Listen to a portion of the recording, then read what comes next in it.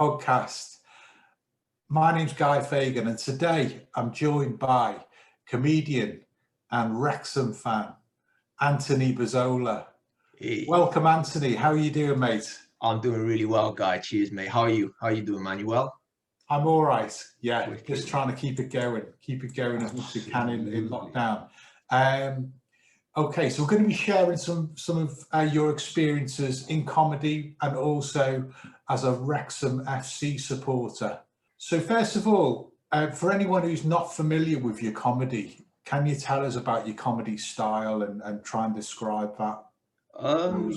Yeah, sure. Yeah, I'd say my comedy style is inconsistent. No, Okay. I'm a newcomer, man. I've been going for about a year and a half. I'm from Cardiff, which is where I'm based, but I did live in the mighty Wrexham for about 7 years too.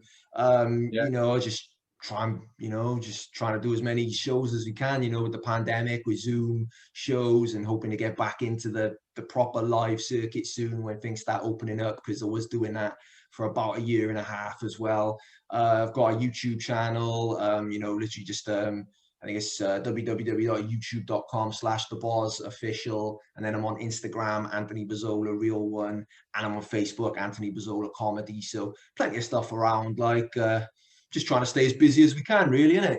Yeah. Keep the mind active, keep the enzymes going, Coffee Great helps. stuff. Yeah. It sounds like you've got all the platforms covered there, Anthony.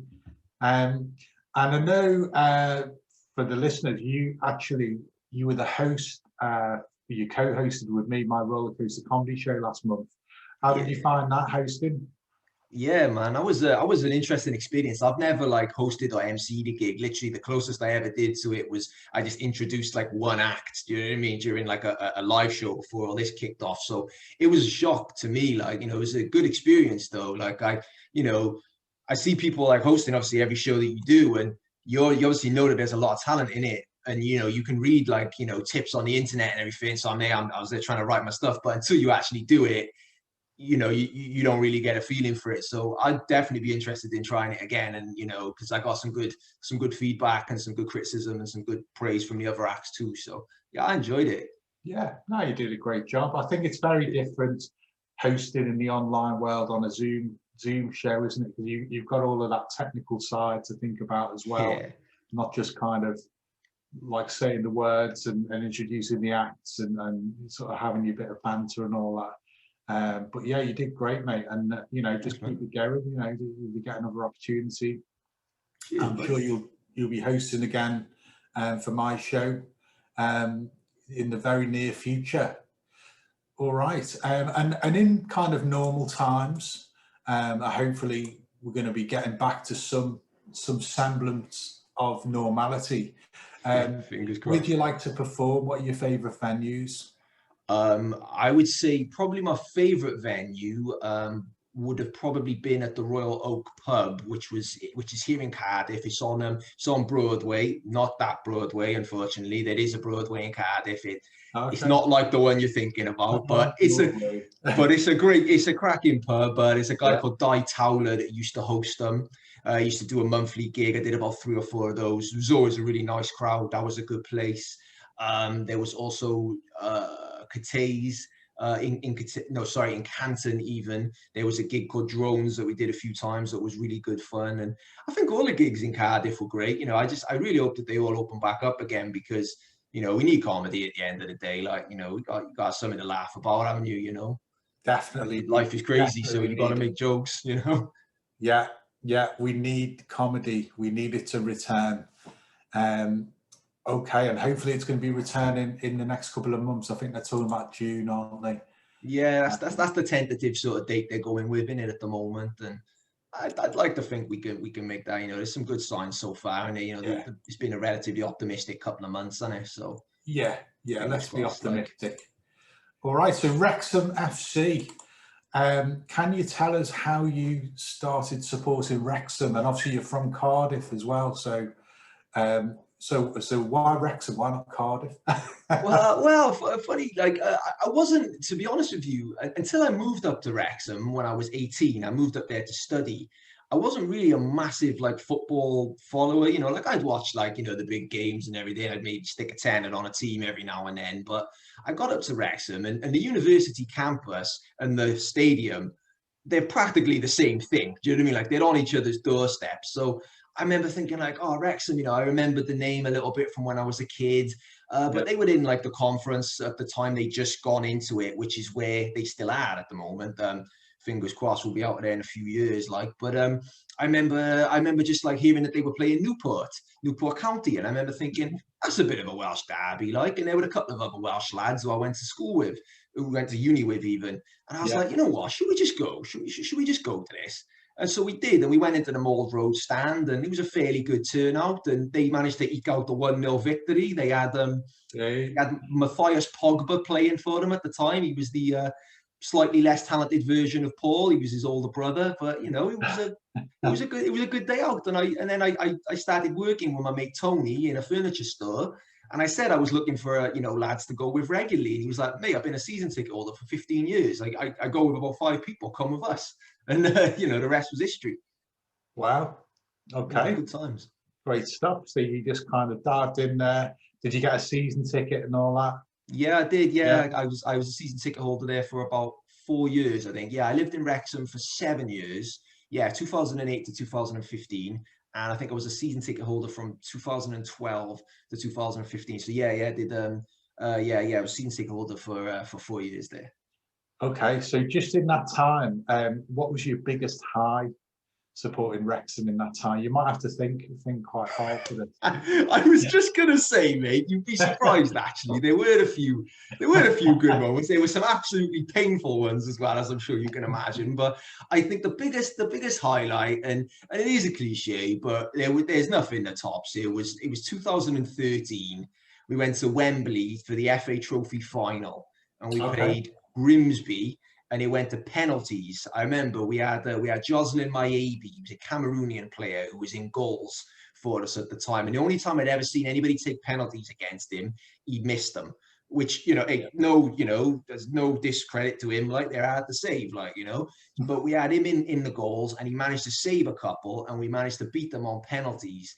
And there'd been a lot of snow the day before, so there was even talk about the coaches getting cancelled and everything. But we took 20,000 up there for a Conference League team. Ooh. Grimsby took a good 15,000-20,000 up as well. So the place was rocking. It was just a cracking day out, and the win helped as well. So, and then back in Wrexham, then we saw all the players out in the nightclubs and everything afterwards. Then so that was a cracking day. That was a cracking night too. Good times. Yeah. Good times. And what's been your biggest low supporting Wrexham out of all the lows? All right, yeah, I know what I'm going to say. I was kind of in two minds, because we've had a couple of playoff tragedies since I started supporting them. Not my fault, do you know what I mean? But there have been a few. And I think the worst was when we got to the playoff finals, which again was in 2013. It was a bittersweet year for us, that was. Mm-hmm. We got to the finals, so we're back in Wembley, Wrexham versus Newport County.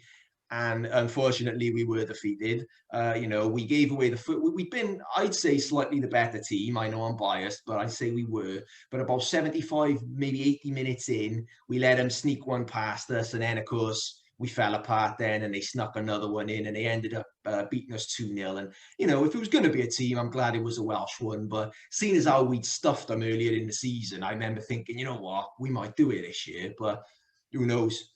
We got Ryan Reynolds behind us now. We got Deadpool in our corner, so who knows? Maybe again soon. Well, that's it. It's Hollywood now, isn't it? I'm telling you, I just hope to God Ryan Reynolds doesn't get caught doing anything naughty, or nothing comes out about him or anything like that, because this could be huge for us now. Absolutely, and I think being a Hollywood star, when you're losing kind of 5-0. To Sutton United away on a cold Tuesday night, at least you can you can cry into your supermodel girlfriend. I tell you what, right? Him and I don't know why, but the name has run away with me. The other fella, it's him and the guy that is the main writer for Always Sunny in Philadelphia. Their first couple of games are going to be glorious because the champagne's going to be out and the attendances are going to be massive. But as you say, when it gets to about mid-season and we're playing, Sutton or Stockport or whoever, then and they're 0-0 draws. They're going to get a shock. Like I know they think they know, but I'm not sure they really know. But let's see the stickability and the staying power. Colour of their money. But yeah, hopefully exciting times, and you'll be back in the league, into the League Two very soon. Maybe even League One after that, because they've been as high as the old second division in the past. I mean, I know that was a long time ago, but hey, you never know. Nothing wrong with dreaming.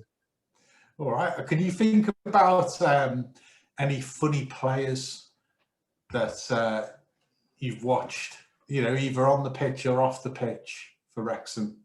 Yeah, sure. I remember in you know what? I think this also might have been 2013. We played Barnet, right? It was an away game, and of all people, their player manager at the time was Edgar Davids. They had Edgar Davids playing for them, and it was a little bit like it was a bit surreal, really, seeing Edgar Davids running around with a load of the Wrexham players, and we had a player with us called Stephen Wright at the time, and he wasn't a particularly noteworthy player. He was pretty solid, but at one point, Edgar Davids, he actually got sent off in this game for what I'd say was a pretty dirty challenge involving his elbows, right? And, no star power, no starstruck shock or anything like that. Stephen Wright, he gets up, and in the middle of the pitch, you've got Stephen Wright squaring up to Edgar Davids, just sort of in his face as if, I don't care who you are, man. International caps and everything. And I remember watching it, just thinking it's surreal, man. We had Andy Morel as well, who was a player manager for us. I remember they did in the build up to the Wembley game, they released like a Harlem Shake video and stuff like that. So I remember that was a big thing at the time. And then we had Matthias Pogba, Danny Wright, and Adrian Chislovich on a night out. We ended up getting pissed with them in a place called the Ironworks, which was a bar up in Wrexham, which was pretty good times as well. It's a small town, so you would bump into the players more than you think. Oh yeah. Do you know Jay Harris? Jay Harris very well. Jay Harris, my lord. I tell you, he's back with them now. Yeah. He was obviously pretty big deal for them when I was going, and we always say it if we could literally pick up a perfect Wrexham team and we had carte blanche for anybody in the conference up to League One, Jay Harris would probably still be in there somewhere, to be honest with you. He's a quality player, he was. Well, I've got to say, and still is.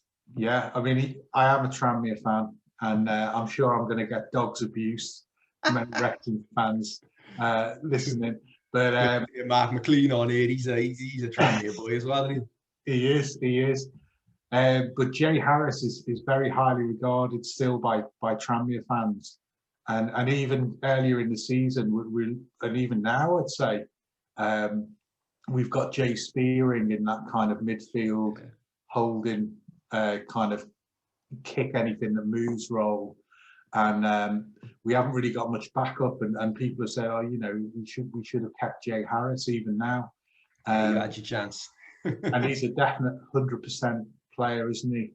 He's a hard worker as well. He was very back and forth. I remember when I first started going to it, the two best players, it was him, and at the time they had Curtis Obeng as well, who was a guy. They never replaced Curtis Obeng, even to this day. He was a left back, and the way he used to be up and down the pitch, he was one of my favourites as well. He just wasn't there as long as Jay Harris, so he didn't have as much of a long-term impact, but he ended up at Swansea, so that tells you about everything you need to know there. He jumped from a conference team to what was at the time Premiership. So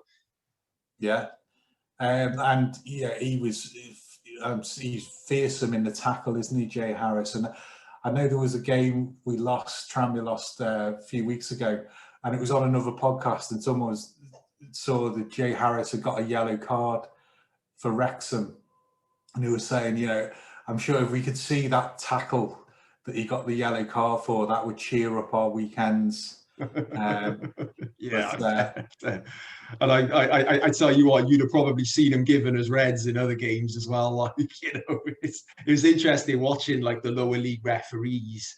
When I first started going to the games, because I'd only ever really watched footy on the telly, and you just realise what a challenge refereeing was when you were watching it up close, and the things they'd miss and everything, and you'd be like, well, you know what? It could have been 5 of them, and they wouldn't have seen it.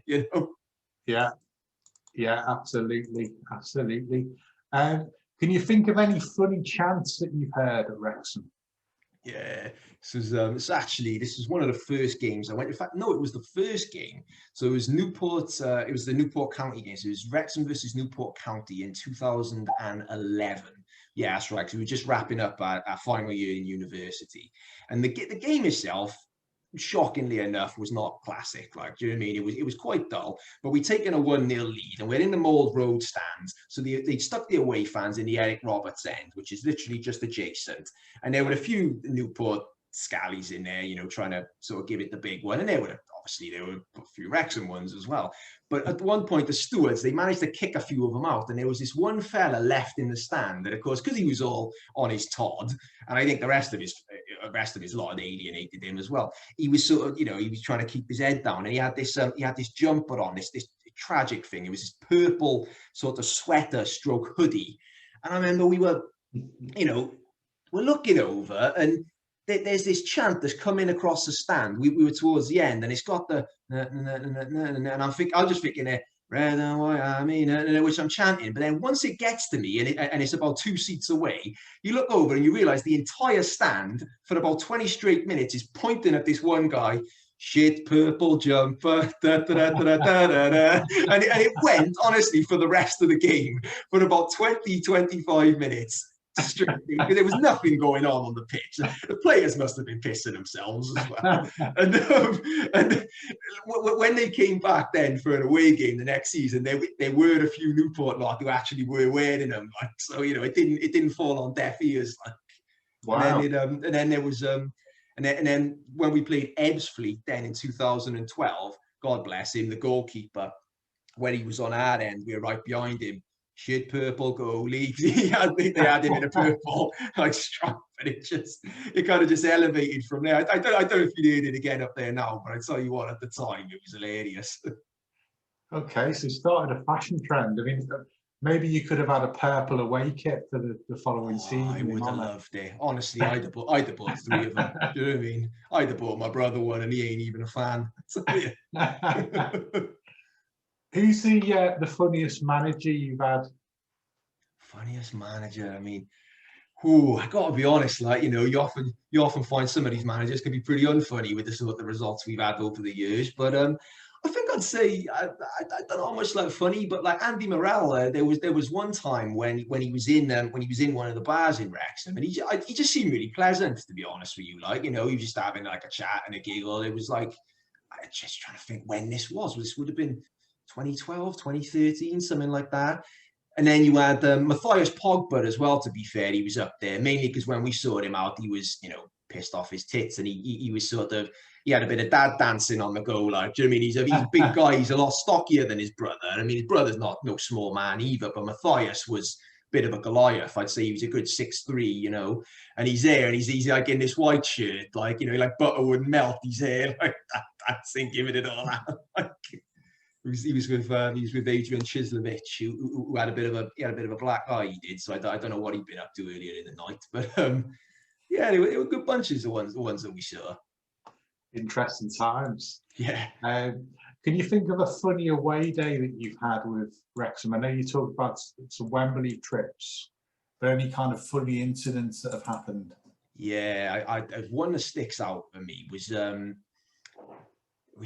what year was this now? I can't remember off the top of my head, but we went to Kidderminster for the away day. I wasn't going to go originally, but I had the weekend off work, and they still had obviously tickets there. So I thought I saw it, so went up with a load of the guys I go to the home games with. So we were drinking in a pub, and the game was a disaster. So we were 2-0 down, I think, at the end of the first half. And I remember thinking, like, you know what, how can this day get any worse? Like, it was hammering it down with rain. And, you know, no disrespect to Kidderminster or anybody who lives there, but their town isn't, you know, it wasn't on my bucket list. Like, do you know what I mean? It was a long trip there, longer trip back when you've lost. But we managed to score early on in the second half. And I've never seen this before, and I will probably never see it again. It was Adrian Chislovich. He struck it. It hit it went in. It went in on one of the bottom corners. It went through the net. Literally, it went through the net. It stopped next to us, and because everybody was so sort of shocked and like, "What the hell" about it, the referee almost disallowed the goal. So, of course, the crowd at our end is going absolutely wild. I'm thinking I'm going to get something thrown at me at some point. And there's this fella, like there's a few of them who climb onto the pitch. And one of the fellas, literally, proud as you like, gets into the goal, sits down like that. He sat in the middle of the goal like that. He's got a bunch of cops. He's an older fella. So these stewards, they don't want to manhandle him because, you know, you don't want to hurt him. Like, I mean, he's not attacking anybody. But he must have been sat there for about 3 minutes. And by the end, it was like he was having a chat with them. It's like, hey, we got to start the game up again. It's like, they've given the goal. You've got what you want. Do you know what I mean? And as it goes, we went and we gave another one away and lost 3-1. But I'll still never forget it. And then to drown our sorrows, then we went back to the Turf, which is the pub adjacent to the stadium. And we were drinking in there then for a lot of the night. And I've been invited to like a house party later on that evening by this lady who I think maybe I had a chance with at the time. She invited me. Of course, I ended up getting drunk to the point that I ended up repainting her bathroom, sort of thing. And we're great friends to this day, but I definitely I definitely lost my shot that day. But it was a fun day out. It was still a fun day out. You know, I would say about it with Wrexham, when you lose, you're upset for 5 minutes, but when you win, you're happy all day. You know what I mean? That was always the logic, you know? Yeah. All right. Okay. So, Anthony, what do you have coming up in comedy? What any shows planned? Any online shows that people can check out? I'm just trying to think off the top of my head. I haven't got any bookings sort of locked in at the moment, but you know, there's always sort of shows coming up, and I'm still doing videos. I'm trying to do a video pretty soon, which is going to be based around video games. I've got a video coming up about the subject of it's a bit of a specialist one, but subject of pro wrestling. Coming up, I'm a big wrestling fan. I think I'll be appearing on a podcast soon as well regarding that. I think it was the blue-eyed girl who hooked me up with somebody who does podcasting. Oh yeah. So got some stuff Blue like glasses that. Girl. Blue glasses girl, even though she'd yeah. kill me for that. But yeah. So that should be coming up. A lot of my own stuff, and you know, just always writing. And who knows, maybe people can even catch me at a gig in person in the not too distant future too. So yeah, always on the move. All right, and just one last time. If people want to find you on social media, where should they be looking? Absolutely. So we've got www.youtube.com/thebozofficial. And then we've got Facebook. On Facebook, it's Anthony Bozzola Comedy. Type that in. There aren't many Anthony Bozzolas in the world, so you will find me. I'm the handsome fella with the hat on in the black and white pic. And then on Instagram, it's Anthony Bozzola _real1. I do keep them updated, you know, so that, you know, if anything new ever does come along, it will always be on there. So, you know, give us a follow. And I'm the sort of guy, I will follow you back too. I will follow you back. I will share your posts. I will do all of that stuff. So yeah, absolutely check me out on there. Great stuff. All right. Well, thanks for your time, Anthony. And I'm going to say it through gritted teeth, but good luck to Wrexham for the rest of the season. Hey, what could go wrong, mate? We got Deadpool in our corner now, mate. It's smooth sailing. Premiership by 2025.